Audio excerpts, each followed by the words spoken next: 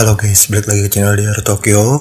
Kali ini aku bakal bahas film Korea tahun 2017 yang berjudul Missing 2. Nah, film ini berkisah tentang seorang gadis pencari kerja, detektif korup, dan seorang aktor yang secara kebetulan bertemu di pegunungan. Awalnya mereka bertemu dengan keadaan tenang, tapi ketika rahasia dari masing-masing mereka terbongkar, keadaan pun menjadi tegang. Jadi tanpa berlama-lama, kita langsung gas aja ke filmnya. Kisah diawali dengan gadis pencari kerja bernama Sun Young yang mengikuti wawancara di sebuah perusahaan. Tapi Sun Young langsung dikritik karena Sun Young menghadiri wawancara dengan mengenakan pakaian gunung. Sun Young jadi memberitahu bahwa dirinya ahli dalam mendaki gunung. Sun Young lalu menyebut nama-nama gunung berharap agar diterima kerja, hingga direktur perusahaan yang mendengar itu cukup terhibur. Setelah itu, Sun Young menemui dokter rumah sakit yang merawat adiknya. Adiknya Sun Young rupanya lumpuh akibat kecelakaan, tapi kini dokter harus memulangkan adiknya Sun Young karena Sun Young belum membayar tagihan rumah sakit. Adiknya Sun Young akan lumpuh seumur hidup jika tidak menjalani perawatan, hingga Sun Young jadi minta si dokter memberinya waktu agar bisa mengumpulkan uang. Sun Young lalu bekerja paruh waktu di minimarket. Hingga seusai bekerja, Sun Young kembali ke rumah. Tapi Sun Young langsung dihampiri oleh penagih hutang, dan ketika masuk, si penagih hutang langsung menyentuh adiknya Sun Young yang lumpuh. Si penagih lalu minta Sun Young membayar hutangnya, tapi Sun Young yang belum mampu membayar minta diberi waktu. Sun Young baru saja mengikuti wawancara kerja, dan nanti jika diterima, Sun Young memastikan akan melunasi semua hutangnya. Si penagih pun menyentuh Sun Young dan menyarankan agar Sun Young melunasi hutangnya dengan cara lain. Tapi Sun Young langsung menolak, hingga si penagih pun tidak memaksa.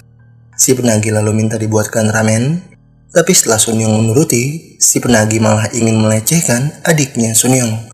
Sun Young yang melihat itu jelas langsung menjauhkan si penagih dari adiknya, tapi si penagih yang melihat Sun Young membawa pisau jadi menyadari sepertinya Sun Young ingin membunuhnya. Si penagih jadi menghajar Sun Young sambil menantang Sun Young untuk membunuhnya, tapi Sun Young hanya bisa berteriak.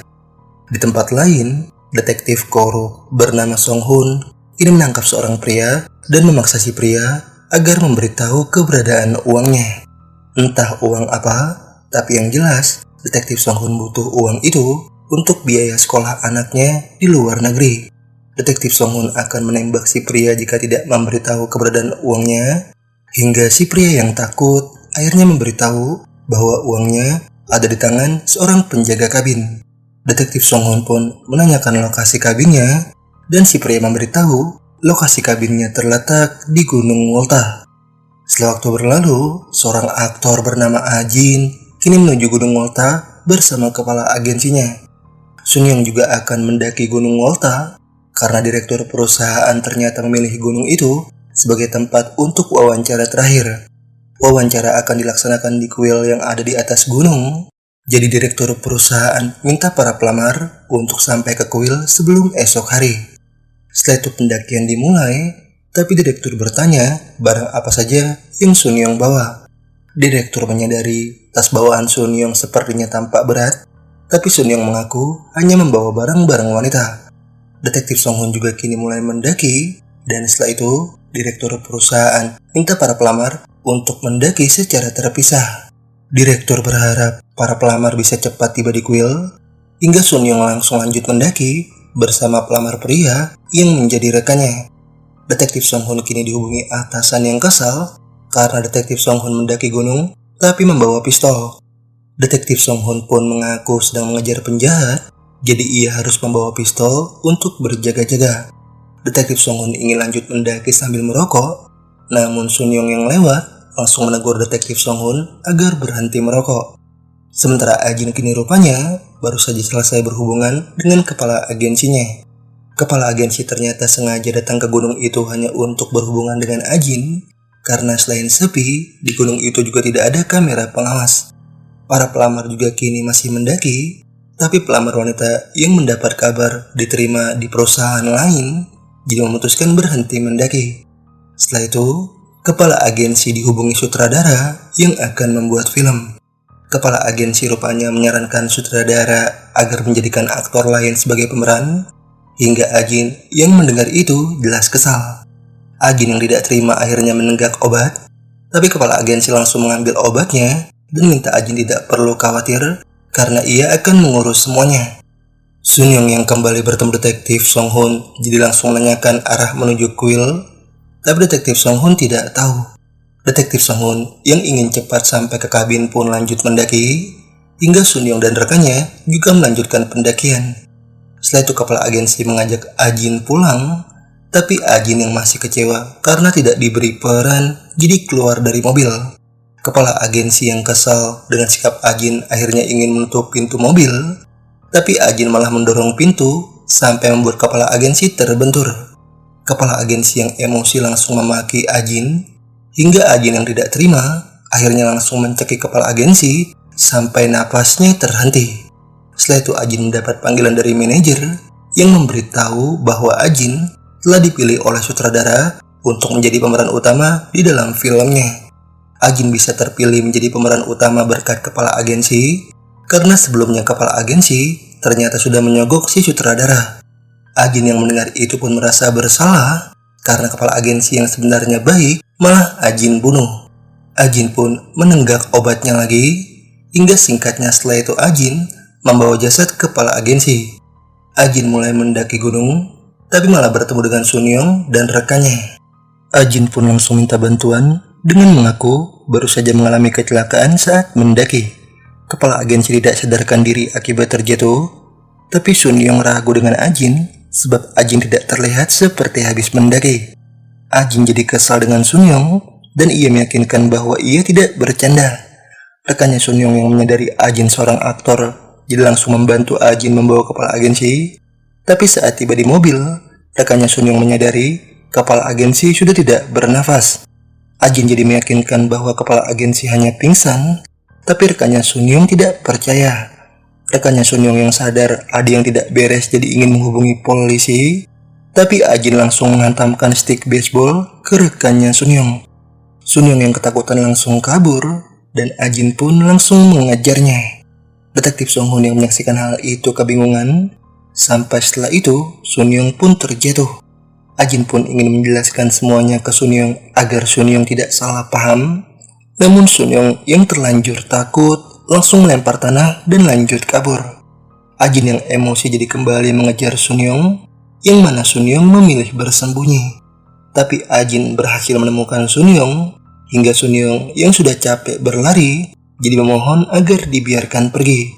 Sunyong berjanji tidak akan melaporkan perbuatan Ajin, namun Ajin tetap ingin bicara dengan Sunyong. Ajin mengulurkan stick baseball agar Sunyong naik, tapi Sunyong malah menarik stick baseballnya sampai membuat Ajin terjatuh. Ajin masih berusaha untuk menangkap Sunyong, namun Sunyong berhasil lolos. Di sisi lain, detektif Song Hun yang akhirnya tiba di kabin langsung menanyakan tentang keberadaan uang ke penjaga kabin. Tapi penjaga kabin malah mencoba menyerang detektif Song Hun, hingga detektif Song Hun jadi melawan dan langsung menodongkan pistol. Sementara direktur perusahaan kini bingung karena baru 2 pelamar yang tiba di kuil. Direktur jadi menanyakan pelamar lainnya, dan 2 pelamar jadi memberitahu bahwa pelamar wanita yang tadi bersama mereka memutuskan pulang karena sudah diterima kerja di perusahaan lain. Direktur pun menanyakan keberadaan Sunyong dan rekannya, tapi 2 pelamar tidak tahu. Sunyong kini rupanya masih berusaha menjauh dari kejaran Ajin, sedangkan detektif Song Hun kini memaksa penjaga kabin agar memberitahu keberadaan uangnya. Penjaga kabin pun menegaskan uangnya sudah hilang, karena jika uang tersebut ada, penjaga kabin pasti sudah membawa kabur uangnya. Penjaga kabin minta diberi waktu untuk mencari uangnya, tapi detektif Song Hun yang tidak percaya langsung menghajar si penjaga kabin.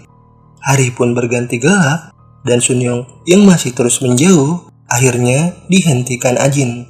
Ajin sangat senang, tapi Sunyong yang melihat jebakan hewan sengaja langsung mundur untuk memancing Ajin. Ajin yang tidak sadar akhirnya mendekat, hingga ketika ingin menghajar Sunyong, kaki Ajin langsung terkena jebakan. Ajin yang menjerit kesakitan jelas minta tolong ke Sunyong, tapi Sunyong hanya mengambil stick baseball dan tidak mau membantu.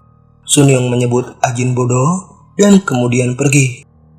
Sementara penjaga kabin yang diancam pistol oleh detektif Song Hun kini akhirnya akan memberitahu keberadaan uangnya. Detektif Song Hun yang tidak sabar jadi mendekat, tapi penjaga kabin tiba-tiba malah mengancam dengan pisau. Detektif Song Hun pun langsung menjatuhkan penjaga kabin, namun penjaga kabin bisa membalikan posisi. Penjaga kabin sangat kesal dan ia memastikan tidak akan menyerahkan uangnya ke detektif Song Hun. Detektif Song Hun pun jadi minta diberikan setengahnya saja karena ia butuh uang itu untuk biaya sekolah anaknya di luar negeri. Detektif Song Hun sangat memohon, tapi penjaga kabin tetap tidak akan memberikan uang sepeser pun ke detektif Song Hun.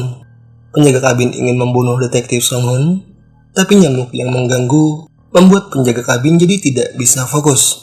Detektif Song Hun pun berhasil berontak, hingga kemudian suara tembakan akhirnya sampai ke telinga Ajin. Ajin jadi langsung berteriak minta tolong, dan detektif Song Hun kemudian menyembunyikan penjaga kabin yang sudah tidak berdaya. Detektif Song Hun lalu mulai menggeledah kabin untuk menemukan uangnya, tapi detektif Song Hun kesal karena Sun Young ternyata datang. Sun Young mengaku tersesat, hingga detektif Song Hun jadi terpaksa mempersilahkan Sun Young masuk. Ajin juga kembali menenggak obatnya, dan kemudian ia langsung berusaha melepas jebakan yang menancap di kakinya. Ajin jelas sangat kesakitan, tapi akhirnya Ajin bisa melepas jebakan di kakinya. Sun Young juga kini ingat betapa takutnya si adik ketika sebelumnya Sun Young meneriaki si penagih hutang sambil membawa pisau. Sekarang Sun Young tidak tenang, hingga setelah itu Sun Young jadi menanyakan lokasi kuil ke detektif Song Hun. Sun Young harus buru-buru ke kuil untuk wawancara kerja, tapi detektif Song Hun mengaku tidak tahu lokasinya. Sun Young pun jadi meminjam ponsel, namun detektif Song Hun mengaku tidak punya ponsel. Detektif Song Hun malah fokus melihat dahi Sun Young yang ada noda darah, hingga Sun Young jadi mengaku baru saja terjatuh. Ponsel penjaga kabin lalu mendapat panggilan, dan detektif Song Hun jadi langsung mengangkat panggilan yang rupanya dari penjaga gunung. Penjaga gunung menanyakan keberadaan penjaga kabin, hingga detektif Song Hun pun memberitahu bahwa penjaga kabin sedang keluar. Penjaga gunung ingin tahu dengan siapa ia bicara, tapi detektif Song Hun langsung mengakhiri panggilan dan mengaku ke Sun Young bahwa ponselnya mati. Sun Young pun hanya mengiyakan karena dari awal Sun Young sudah tahu detektif Song Hun berbohong. Detektif Song Hun sebelumnya mengaku tidak punya ponsel, padahal Sun Young tahu detektif Song Hun menyembunyikan ponsel pribadinya di saku celana. Tapi Sun Young yang tidak mau mempermasalahkan memilih untuk tetap diam. Setelah itu detektif Song Hun memberikan senter dan jas hujan untuk Sun Young yang akan melanjutkan pendakian menuju kuil. Tapi saat baru keluar kabin, Sun Young dikagetkan dengan kehadiran Ajin yang sudah terkapar. Detektif Song Hun yang melihat Ajin terluka jelas langsung mengobati dan membentak Sun Young agar membantu. Tapi Sun Young yang tahu detektif Song Hun membawa pisau akhirnya jadi ke dapur dan langsung mengambil pisau untuk berjaga-jaga. Setelah selesai mengobati Ajin, detektif Song Hun minta maaf ke Sun Young karena tadi sempat membentak. Detektif Song Hun memperkenalkan diri sebagai polisi, hingga Sun Young jadi mencoba menyembunyikan rasa paniknya. Detektif Song Hun lalu memberitahu bahwa tujuannya mendaki gunung itu karena sedang mengejar pembunuh. Yang detektif Song Hun dengar akhir-akhir ini juga banyak wanita yang menjadi pembunuh, hingga Sun Young yang mendengar itu jadi semakin tidak tenang. Di sisi lain, direktur perusahaan yang bingung dengan Sun Young dan rekannya yang belum tiba, akhirnya jadi minta penjaga kuil untuk menghubungi penjaga kabin di sekitar gunung. Direktur merasa Sun Young dan rekannya bisa saja berada di kabin sekitar, tapi saat penjaga kuil menghubungi penjaga kabin, panggilannya tidak direspon. Ajin juga kini sudah sadar, hingga saat detektif Song Hun mendekat, Ajin langsung minta detektif Song Hun untuk membunuh Sun Young. Detektif Song Hun tentu bingung, tapi Ajin meyakinkan bahwa Sun Young baru saja membunuh orang. Detektif Song Hun pun akhirnya minta penjelasan Sun Young, dan Sun Young yang tidak terima dituduh jelas langsung membantah. Sun Young menegaskan bahwa Ajin lah yang membunuh orang karena Sun Young tadi melihat dengan mata kepalanya sendiri. Tapi Ajin terus menyangkal dan malah menuduh balik Sun Young, hingga mereka akhirnya jadi saling tuduh-tuduhan. Detektif Song Hun yang kesal jelas menghentikan perdebatan membuat Sun Young terus meyakinkan bahwa Ajinlah yang membunuh orang. Sun Young minta detektif Song Hun menghubungi polisi, namun langsung ditolak karena detektif Song Hun adalah polisi. Detektif Song Hun jadi minta Sun Young dan Ajin untuk diam, dan jika mencoba kabur, detektif Song Hun akan membunuh mereka. Di sisi lain, rekannya Sun Young yang sebelumnya dipukul Ajin, kini sudah sadar. Si rekan langsung menghubungi polisi dan melaporkan Ajin yang telah membunuh kepala agensinya. Kembali ke detektif Song Hun, ia bingung bagaimana seorang aktor seperti Ajin bisa berada di gunung itu. Detektif Song Hun ingin tahu ada hubungan apa Sun Young dengan Ajin, tapi Sun Young mengaku tidak mengenal Ajin. Sun Young hanya tahu Ajin baru saja membunuh orang, tapi Ajin terus menyangkal. Polisi juga kini sudah tiba bersama penjaga gunung, dan mereka yang menemukan jasad kepala agensi di mobil jadi akan segera mendaki untuk mencari Ajin. Ajin kini kebelet pipis, dan saat detektif Song Hun membantunya keluar, Sun Young pun langsung menggeledah kabin. Detektif Song Hun pun langsung mengungkit perkataan Sun Young bahwa Ajin sepertinya memang baru saja membunuh orang, makanya Ajin kabur ke gunung itu. Tapi Ajin tetap membantah dan malah minta detektif Song Hun agar membunuh Sun Young. Ajin berjanji akan memberikan banyak uang jika detektif Song Hun menuruti, tapi pembicaraan itu rupanya didengar oleh Sun Young. Sun Young pun ingin pergi, namun penjaga kabin yang terbaring langsung memanggil Sun Young lalu membisikkan sesuatu. Detektif Song Hun yang tiba-tiba mendekat jadi ingin tahu apa yang penjaga kabin katakan kepada Sun Young, tapi penjaga kabin keburu meninggal. Detektif Song Hun pun menuduh Sun Young sudah membunuh, dan detektif Song Hun jadi minta diberitahu apa yang penjaga kabin katakan kepada Sun Young. Sun Young jadi ketakutan, lalu memberitahu bahwa penjaga kabin tidak mengatakan apa-apa. Penjaga kabin hanya minta tolong, tapi detektif Song Hun yang tidak percaya akhirnya langsung mengizinkan Ajin untuk membunuh Sun Young. Ajin yang sangat senang pun langsung ingin menghantamkan stick baseball ke Sun Young, tapi detektif Song Hun mencegahnya. Detektif Song Hun memberi kesempatan agar Sun Young memberitahu apa yang penjaga kabin katakan, tapi karena Sun Young tetap diam, membuat detektif Song Hun jadi benar-benar ingin membunuh Sun Young. Sun Young hanya bisa pasrah sambil melindungi tasnya, membuat detektif Song Hun akhirnya jadi penasaran dengan isi tasnya Sun Young. Detektif Song Hun pun langsung merampas tas Sun Young, hingga setelah memeriksa isinya, detektif Song Hun kaget karena di dalam tasnya Sun Young ternyata ada kepala manusia. Di sini ini tidak dijelaskan kepala siapa yang ada di dalam tasnya Sun Young, tapi mungkin itu kepalanya si penagih hutang. Sun Young kan sebelumnya sangat kesal dengan si penagih hutang karena si penagih hutang sudah berniat melecehkan adiknya, padahal si adik dalam keadaan lumpuh. Saking kesalnya Sun Young bahkan meneriaki si penagih hutang sambil memegang pisau. Jadi mungkin setelah itu Sun Young membunuhnya. Detektif Song Hun pun sadar bahwa tujuan Sun Young datang ke gunung bukan hanya untuk wawancara kerja, tapi juga untuk membuang kepala manusia yang ada di tasnya. Sun Young jadi minta tasnya dikembalikan, dan ia akan memberitahu detektif Song Hun soal keberadaan uangnya. Sun Young mengaku telah diberitahu oleh penjaga kabin, hingga detektif Song Hun yang senang jadi langsung mengembalikan tasnya Sun Young. Ajin jelas tidak terima karena detektif Song Hun sebelumnya sudah membuat kesepakatan dengannya untuk membunuh Sun Young. Detektif Song Hun pun mengaku tidak mau berpihak ke Ajin karena Ajin adalah pembunuh. Detektif Song Hun minta Ajin diam karena jika tidak, detektif Song Hun akan membunuhnya. Setelah itu Sun Young ke gudang dan langsung menyerahkan karung yang berisi uang ke detektif Song Hun. Tapi saat Sun Young baru akan pergi, detektif Song Hun malah menodongkan pistol. Menurut detektif Song Hun, tidak ada gunanya Sun Young pergi karena sekalipun Sun Young pergi dengan selamat, Sun Young pasti akan langsung ditangkap karena sudah membunuh. Jadi lebih baik sekarang Sun Young mati saja di tangan detektif Song Hun, membuat Sun Young jelas tidak terima. Sun Young kesal karena setelah memberitahu keberadaan uang, detektif Song Hun kini malah ingin membunuhnya. Detektif Song Hun hanya tidak ingin membiarkan seorang pembunuh lolos, tapi menurut Sun Young mereka tidak ada bedanya karena detektif Song Hun juga telah membunuh penjaga kabin. Detektif Song Hun pun jadi langsung ingin membunuh Sun Young agar kejahatannya tidak terbongkar, tapi tiba-tiba Ajin langsung menyerang. Detektif Song Hun yang bisa menghindar jadi menodongkan pistol ke Ajin, membuat Ajin jadi tidak bisa berkutik. Ajin memohon agar tidak dibunuh, hingga detektif Song Hun jadi langsung memberikan senjata dan minta Ajin untuk membunuh Sun Young. Jika Ajin menolak, detektif Song Hun akan memberikan senjatanya ke Sun Young, hingga Ajin jadi langsung mengambil senjata itu. Detektif Song Hun pun pergi dengan senang, dan Ajin langsung menenggak obatnya, lalu siap membunuh Sun Young. Rekannya Sun Young juga kini sudah tiba di kuil, dan langsung memberitahu direktur serta penjaga kuil bahwa Sun Young dalam bahaya. Detektif Song Hun yang sudah memindahkan uang ke tasnya kini akan pergi, sedangkan Sun Young kini berusaha menghindari serangan dari Ajin.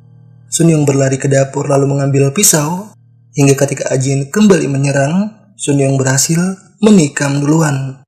Ajin yang masih belum tumbang langsung mendekat ke Sun Young, tapi detektif Song Hun menghentikan Ajin. Detektif Song Hun kesal dengan Ajin karena sudah diberi kesempatan untuk hidup, Ajin malah dikalahkan oleh Sun Young. Detektif Song Hun pun memuji Sun Young, dan ia yakin itu bukan pertama kalinya Sun Young melukai orang lain. Tapi Ajin yang rupanya masih tersadar langsung menyerang detektif Song Hun, hingga polisi yang sudah berada di dekat kabin tiba-tiba mendengar suara tembakan. Detektif Song Hun ternyata telah menembak Ajin, dan sekarang detektif Song Hun akan menyingkirkan Sun Young. Detektif Song Hun akan membuat skenario bahwa Sun Young mengakhiri hidup setelah membunuh kepala agensi, penjaga kabin, dan Ajin. Sun Young yang tahu rekannya datang jadi menantang detektif Song Hun untuk menembak, tapi detektif Song Hun yang menyadari itu jadi menodongkan pistol ke rekannya Sun Young yang juga sudah memegang senjata. Sun Young pun langsung mematikan lampu dan bersembunyi, sementara rekannya langsung berusaha menahan detektif Song Hun yang terus-terusan menembak. Polisi dan penjaga gunung jadi bergegas, tapi detektif Song Hun sudah berhasil mengalahkan rekannya Sun Young. Detektif Song Hun pun ingin langsung membunuh Sun Young, karena jika Sun Young mati, tidak akan ada ancaman lagi untuk detektif Song Hun. Sun Young jelas sangat ketakutan, tapi untungnya detektif Song Hun tidak bisa menembak karena pelurunya habis. Detektif Song Hun pun jadi berusaha mengambil tas Sun Young, karena di tas itu ada kepala manusia. Detektif Song Hun berusaha merebut tas tersebut agar bisa melaporkan Sun Young, tapi karena Sun Young memegang erat tasnya, membuat mereka berdua akhirnya terjatuh. Detektif Song Hun langsung lemas, karena Sun Young rupanya berhasil menancapkan pisau ke tubuh detektif Song Hun. Sun Young kemudian mengambil pistol detektif Song Hun dan langsung meletakkan pistol itu ke tangan rekannya agar nanti rekannya lah yang disalahkan polisi. Ajin dan detektif Song Hun rupanya masih bernafas, sampai setelah itu polisi dan penjaga gunung akhirnya datang. Singkatnya, Sun Young yang akhirnya tiba di puncak gunung langsung membuka tasnya, tapi yang ada di dalam tasnya ternyata bukan kepala, melainkan hanya uang. Sun Young lalu ingat bahwa sebelumnya ia ternyata sempat bertemu Ajin dan detektif Song Hun di minimarket tempatnya bekerja. Mereka awalnya hanya orang asing yang tidak saling mengenal, namun siapa sangka rupanya takdir telah mempertemukan mereka untuk saling bunuh-bunuhan. Jadi itulah seluruh alur film Missing 2 2017. Terima kasih buat yang sudah menonton. Mohon maaf jika ada kesalahan dan kekurangan dalam video ini. Jangan lupa like, share, dan subscribe untuk membangun channel ini. Terima kasih, see you next video.